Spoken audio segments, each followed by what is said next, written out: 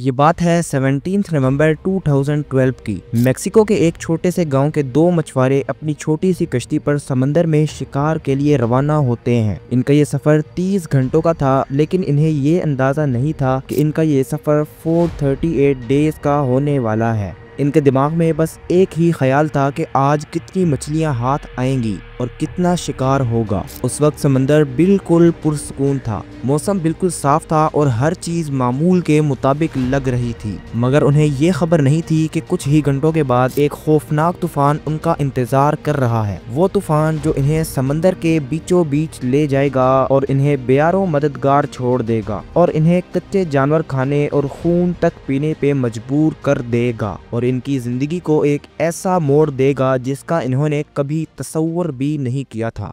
Secret zone की 5वीं video में आपको खुश आमदीद कहते हैं। नाज़रीन, दुनिया में 4 सबसे बड़े समंदर हैं: Atlantic ocean, Indian ocean, Arctic ocean और पैसिफिक ओशन। इन चारों में सबसे बड़ा पैसिफिक ओशन है। ये इतना बड़ा समंदर है कि दुनिया की सारी खुश्क जगह इसके अंदर आसानी से आ सकती है। इस समंदर में तकरीबन 25,000 आइलैंड हैं, जो कि इस समंदर के मुकाबले में सिर्फ एक डॉट की तरह हैं। और इनमें से कुछ ऐसे आइलैंड भी हैं जिनमें आज तक कोई इंसान नहीं जा सका। अगर कोई शख्स गलती से भी इस समंदर में गुम हो जाए तो उसका मिलना लगभग नामुमकिन होता है। लेकिन आज हम एक ऐसे खुशनसीब शख्स की दिल दहला देने वाले वाक़े से पर्दा उठाने जा रहे हैं, जो इस बेरहम समंदर में 438 दिनों तक भटकने के बाद भी जिंदा सलामत बच गया। ये कहानी शुरू होती है 17 नवंबर 2012 से। मेक्सिको के एक छोटे से गांव कोस्टा एजुल में जोस सल्वाडोर एल्वरिंगा नामी 36 इयर्स का एक मछुआरा रहता था। जोस सल्वाडोर एल्वरिंगा एक एक्सपर्ट मछेरा था। 17 नवंबर 2012 को ये पैसिफिक ओशन में अपने साथी के साथ शिकार के लिए निकलता है। एल्वरिंगा का पुराना साथी जो इनके साथ अक्सर शिकार पे जाया करता था, वो किसी काम के चलते इनके साथ नहीं जा सका, तो इनके बॉस ने इनके साथ 23 इयर्स के इज़ीक्विल कोर्डोबा को शिकार के लिए भेज दिया। इनके पास 23 फुट की मोटर से चलने वाली नाव थी जिस पर वो शिकार के लिए निकले थे। ये अपने साथ 2 दिन का खाना और जरूरी सामान और मछलियां जमा करने के लिए एक आइस बॉक्स रखकर सुबह सुबह रवाना हुए थे। इन्हें कहाँ अंदाजा था कि आगे इनके लिए मुश्किलों के पहाड़ टूटने वाले हैं और इनका ये सफर 30 घंटों से बढ़कर 14 महीनों का हो जाएगा। रवाना होने के कुछ ही घंटों के बाद आसमान में हलचल शुरू हो जाती है। सूरज की जगह घने बादल छा गए और वो समंदर जो अभी तक पुरसकून था वो अपना असल चेहरा दिखाने लगता है। आहिस्ता आहिस्ता समंदर की लहरें तेज होना शुरू हो जाती हैं। लेकिन ये चीजें एल्वरिंगा के लिए नॉर्मल थी, क्योंकि ये अक्सर इस तरह की सूरत हाल से गुजरता रहता था। लेकिन इस बार हालात थोड़े मुख्तलिफ थे।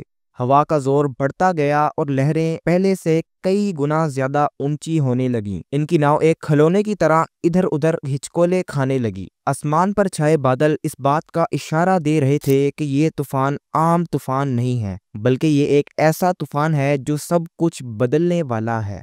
कश्ती तेज लहरों के साथ साथ इधर उधर हिचकोले खाने लगी थी। इज़ीक्विल जो एल्वरिंगा के साथ था वो घबराहट महसूस करने लगा। हर ऊंची लहर के साथ उसके चेहरे पर खौफ के आसार नजर आ रहे थे। लेकिन दूसरी तरफ एल्वरिंगा के लिए ये सब कुछ नया नहीं था। वो पुरसकून था क्योंकि समंदर के साथ उसका तजर्बा इज़ीक्विल से कई गुना ज्यादा था। उसे यकीन था कि तूफान थोड़ी देर की बात है, फिर मौसम ठीक हो जाएगा। लेकिन उसे ये अंदाजा नहीं था कि ये सफर अब उसकी जिंदगी की सबसे बड़ी गलती बनने वाला है। अब शाम ढलने लगी थी। आसमान पर मजीद काले बादल छा गए थे। समंदर अब मजीद खतरनाक हो चुका था। लहरें पहले से कई गुना ज्यादा ऊंची उठने लगी थीं। इज़ीक्विल के चेहरे पर खौफ वाज़े नजर आ रहा था। उसकी सांसें तेज हो रही थीं। एल्वरिंगा ने उसे हौसला दिया और कहा, घबराओ नहीं, ये सब गुजर जाएगा। लेकिन दिल ही दिल में अब एल्वरिंगा को भी ये एहसास होने लगा था कि अब हालात हाथ से निकलते जा रहे हैं। अचानक एक बहुत बड़ी लहर आई। कश्ती जोर से हिचकोले खाने लगी। इज़ीक्विल चीख पड़ा। एल्वरिंगा ने तेजी से रेडियो उठाया और अपने बॉस को पैगाम भेजा और कहा, हम मुसीबत में हैं, हमें फौरन मदद चाहिए। लेकिन अभी ये पैगाम मुकम्मल भी नहीं हुआ था कि एक और खौफनाक लहर नाव से टकरा जाती है। اور ریڈیو کو اپنے ساتھ سمندر کی گہرائیوں میں بہا لے جاتی ہے۔ اب جس سہارے کے ذریعے وہ دنیا سے جڑے ہوئے تھے اب وہ بھی ان کے ہاتھوں سے چھن چکا تھا۔ اب وہ مکمل طور پر اکیلے تھے، صرف ایک چھوٹی سی ناؤ ان کا آخری سہارا تھی جس کے ذریعے وہ سمندر پہ فلوٹ کر رہے تھے۔ وہ ناؤ کے کنارے کو مضبوطی سے پکڑے رکھتے۔ یوں یہ خوفناک طوفان لگاتار 5 دنوں تک چلتا رہا اور انہیں سمندر کے بیچ میں لے گیا۔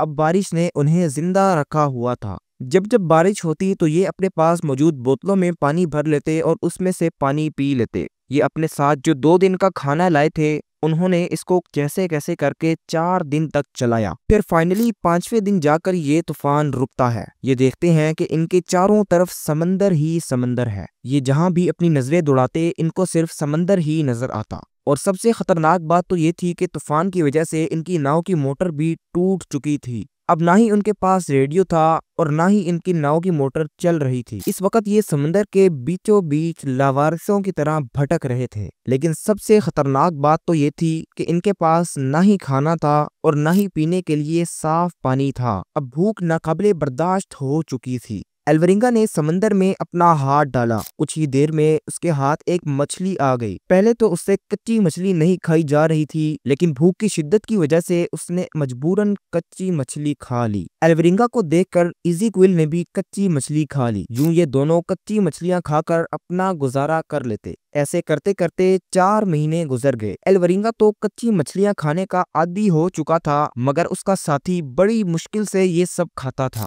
اسی وجہ سے وہ دن بدن کمزور اور شدید بیمار ہوتا گیا۔ آخرکار ایزیکویل یہ حالات برداشت نہ کر سکا اور سمندر کے بیچوں بیچ ایک چھوٹی سی کشتی پر ہی دم توڑ گیا۔ اب ایلورینگا اکیلا رہ گیا تھا۔ وہ اکیلے پن کو دور کرنے کے لیے اپنے ساتھی ایزیکویل کی لاش سے باتیں کرتا۔ اس نے 6 دن تک اپنے ساتھی کی لاش اپنے پاس رکھی مگر جب ایزیکویل کی باڈی ڈیکمپوز ہونا شروع ہو گئی تو ایلورینگا نے مجبوراً اپنے ساتھی کی باڈی کو الوداع کرتے ہوئے اسے سمندر میں بہا دیا۔ اب ایلورینگا بالکل اکیلا رہ گیا تھا۔ کئی بار اس نے اپنے سامنے سے جہاز بھی گزرتے ہوئے دیکھے اور وہ انہیں آوازیں دیتا رہا مگر اس کی چھوٹی سی کشتی سمندر میں ایک ٹنکے کی طرح نظر آتی تھی جس کی وجہ سے کوئی اسے دیکھ نہیں سکا۔ یوں وہ لوارثوں کی طرح سمندر میں مہینوں تک بھٹکتا رہا۔ اب جب بھی بارش ہوتی تو یہ اپنے پاس موجود بوتلوں میں پانی بھر لیتا مگر جب کئی دنوں تک بارش نہیں ہوتی تو پیاس کی شدت اسے نڈھال کر دیتی۔ اس وقت اسے مجبوراً مچھلیوں اور پرندوں کا خون پینا پڑتا تھا۔ یوں وہ ہر دن زندہ رہنے کی جنگ لڑتا رہا۔ ایسے کرتے کرتے اس نے کئی مہینے گزار دیے۔ ایک رات جب ایلورینگا اپنی ناؤ پر سو رہا تھا تو اس نے اپنی کشتی کے نیچے کچھ ہلچل محسوس کی۔ اس نے اٹھ کر دیکھا کہ ایک شارک اس کی ناؤ کے ارد گرد منڈلا رہی ہے۔ ایلورینگا یہ دیکھ کر بہت زیادہ ڈر گیا۔ وہ جانتا تھا کہ یہ شارک اس کی ناؤ کو ٹکر مار کے الٹا بھی سکتی ہے اور اسے آسانی سے اپنا شکار بنا سکتی ہے۔ خیر یہ شارک کئی گھنٹوں تک اس کی ناؤ کے ارد گرد گھومتی رہی پھر بغیر کچھ کیے وہاں سے چلی گئی۔ پھر ایلورینگا نے سکھ کا سانس لیا۔ اس طرح ایلورینگا نے 438 ڈیز سمندر میں گزار دیے۔ 30 جنوری 2014 کو قدرت اس پر مہربان ہوتی ہے۔ جب ایلورینگا اپنی کشتی میں تھا تو اس نے دور کچھ دیکھا۔ اس نے دور آسمان میں پرندوں کو اڑتے ہوئے دیکھا۔ یہ پرندے سمندری پرندے نہیں تھے بلکہ یہ خشکی پہ رہنے والے پرندے تھے۔ وہ ان کو دیکھ کر فوراً سمجھ گیا کہ آس پاس کہیں نہ کہیں کوئی آئی لینڈ موجود ہے۔ اس نے فوراً اپنی نظریں دوڑانا شروع کی اور ادھر ادھر دیکھنے لگا۔